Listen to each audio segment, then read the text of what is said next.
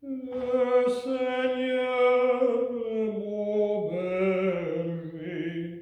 rien ne saurait me manquer. Hey, Kevin, avec la neige qu'on a eue cette semaine, on aurait quasiment pu faire des chants de Noël. Ouais, ça aurait été vraiment des circonstances. Le Seigneur est mon berger, rien ne saurait me manquer.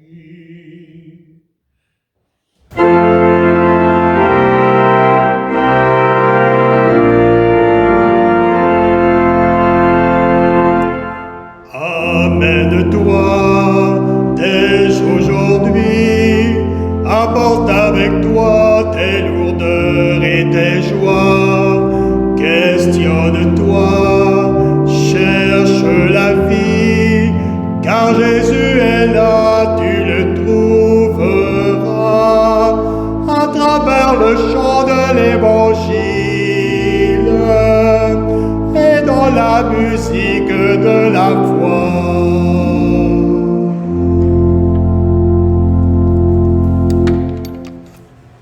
Alors, bonjour à vous tous. J'espère que vous avez passé une très bonne semaine. On a eu droit à une partie d'été et une partie d'hiver. J'espère que le monde ne sont pas trop malheureux. Alors, cette semaine, on fait dans l'évangile de Saint Jean, on fait dans la bergerie cette semaine. On va aller voir les moutons, les brebis. Alors, c'est un évangile qui est très, très connu. C'est un évangile que tout le monde, dès qu'on entend le mot berger, pasteur, on pense tout de suite à cet évangile-là. Ça va de soi. Mais on va voir un petit peu d'où ça vient, ça, ce terme de berger-là, de pasteur. Il faut reculer il y a quelques milliers d'années. Là, on tombe dans le désert, on est dans des peuples où il y avait des petits éleveurs avec des petits troupeaux de moutons. Et les éleveurs élevaient leurs moutons. Souvent, ils les faisaient garder par leurs enfants, les enfants de cet éleveur-là.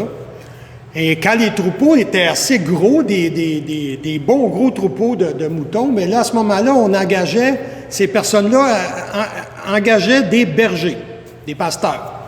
Alors, eux autres, leur tâche était lourde parce qu'ils devaient amener les troupeaux, ils devaient être très patients là, parce qu'ils devaient amener les troupeaux, les déplacer vers des pâturages, les amener vers de l'eau.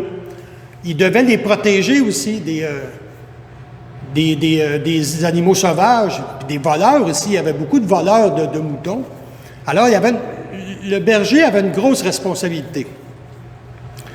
Et à travers le temps, on a, comme avec l'Ancien Testament, on s'est mis à symboliser le rôle du berger avec le roi David. Et on a continué, on a même avec Moïse, Abraham, tous les grands personnages qui ont guidé le peuple ont eu un petit peu cette connotation-là. Et ça s'est rendu jusque dans le Nouveau Testament. Et on a Jésus qui va prendre le rôle de berger, de bon pasteur. Et même aujourd'hui, dans nos milieux chrétiens, on a la pastorale qui vient du mot pasteur. Et aujourd'hui, le prêtre, toutes les personnes qui sont impliquées en pastorale ont ce même rôle-là que dans l'Ancien Testament, que dans le Nouveau Testament. Mais tu sais, quand on pense à berger, là, la première affaire qui nous vient dans la tête, là, on pense à Noël. Hein?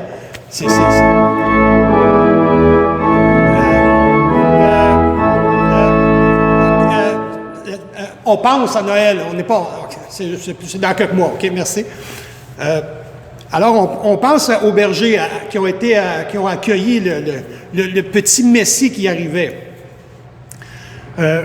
On a, dans le parcours de Jésus, durant toute sa vie, on va voir un peu ce rôle de berger-là que Jésus va avoir, avec l'empathie qu'il y a pour les gens, la proximité qu'il y a pour les gens.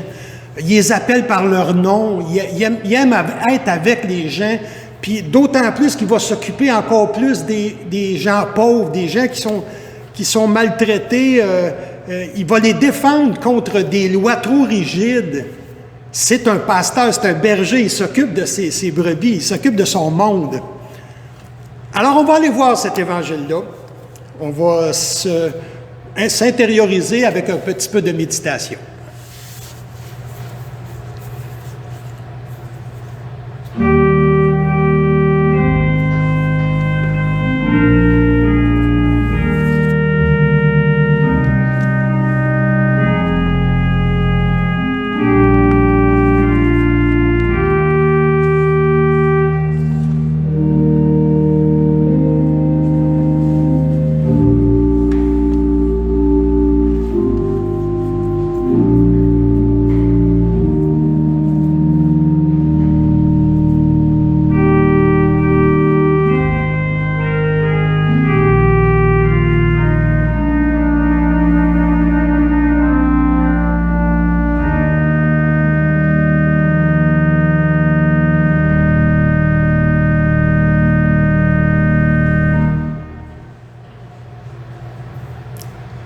En ce temps-là, Jésus déclara, « Moi, je suis le bon pasteur, le vrai berger, qui donne sa vie pour ses brebis. Le berger mercenaire n'est pas le pasteur. Les brebis ne sont pas à lui. S'il voit venir le loup, il l'abandonne, les brebis, et s'enfuit. Le loup s'en empare et les disperse. Ce berger n'est qu'un mercenaire, et les brebis ne comptent pas vraiment pour lui. »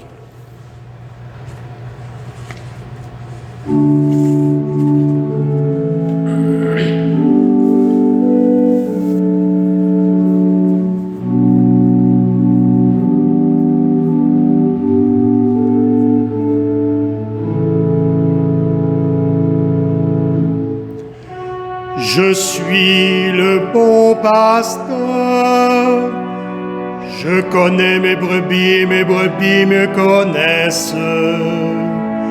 Je donne ma vie pour mes brebis, et nul ne les arrachera de ma main.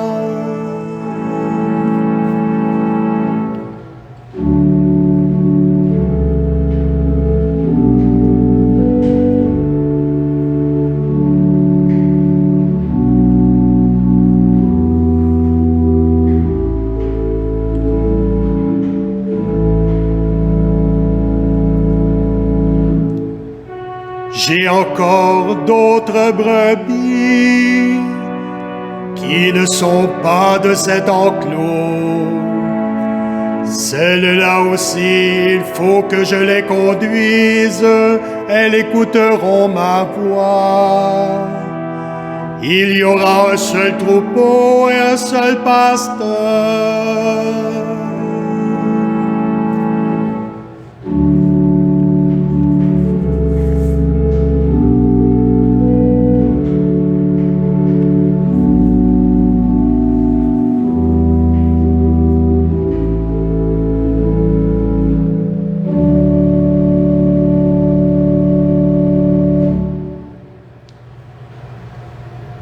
Voici pourquoi le Père m'aime, parce que je donne ma vie pour la recevoir à nouveau. Nul ne peut me l'enlever. Je la donne de moi-même. J'ai le pouvoir de la donner, j'ai aussi le pouvoir de la recevoir de nouveau. Voilà le commandement que j'ai reçu de mon Père.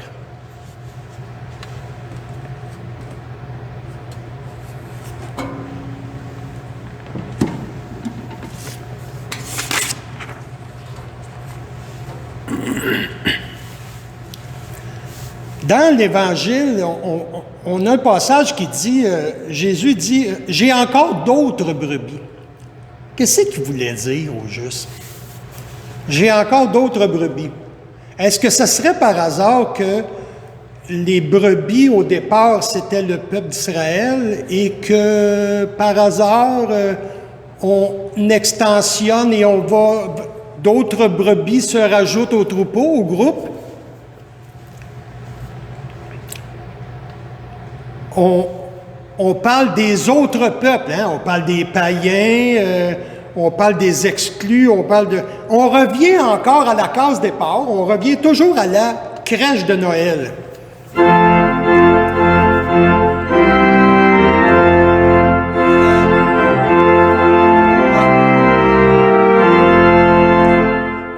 On n'est pas encore rendu, c'est plus tard, c'est au mois de décembre.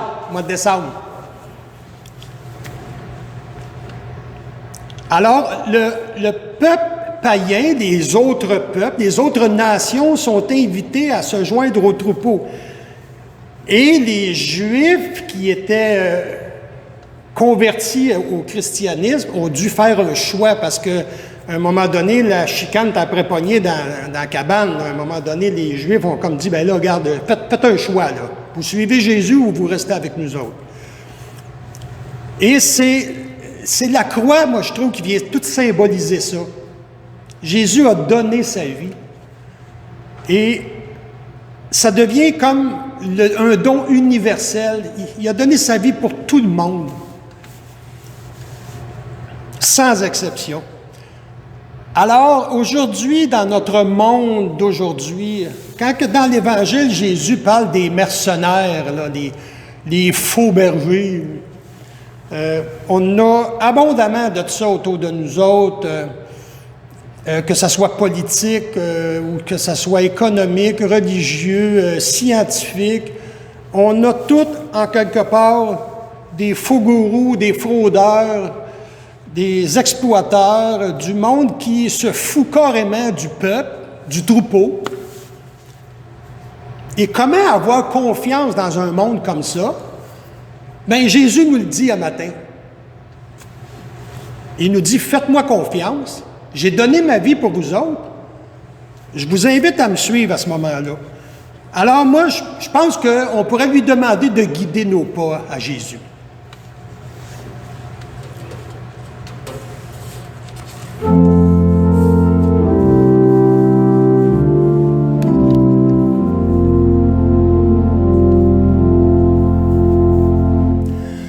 Guide nos pas sur les chemins du monde. Seigneur, c'est toi qui nous appelles. Marche avec nous jusqu'au soir de ce monde et nous serons bonne nouvelle.